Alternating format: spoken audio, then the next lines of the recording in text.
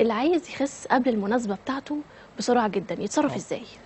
اولا لازم لو انت عندك مناسبه بتبقى عارف توقيت المناسبه، فلازم تدي مساحه كافيه للدكتور يشتغل معاك الرجيم الصح.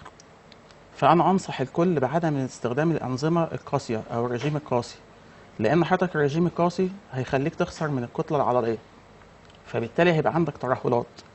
فلو انت عندك مناسبه، لو عندك اختبار في احد الاماكن ما اللي انت عايز تنزل في وقت، حاول تروح للدكتور قبلها بوقت كافي بمده طويله، يقدر يعمل معاك الدايت المناسب اللي ما يخليكش تفقد من الكتله العضليه. طب يا دكتور هسألك حاجة، دلوقتي في حد مثلا عنده مناسبة بعد 10 أيام هيلحق يخس في ال10 أيام دي؟ يلحق يخس. بص حضرتك، في عندنا اسمها رجيمات الانقاذ.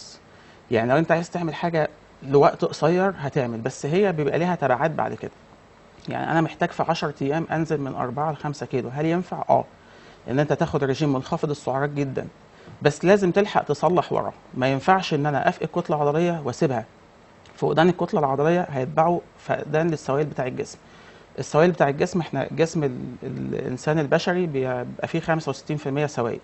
طيب لو انا فقدت السوائل يبقى انا فقدت مكونات الدم، يبقى انا حصل لي سوء تغذيه رسمي. اصبح ان عندي دوخه، اصبح ان عندي البشره جافه، اصبح ان عندي تساقط في الشعر، اصبح ان عندي ضعف في المناعه. فعشان كده ما بننصحش ان تعمل رجيمات قاسيه.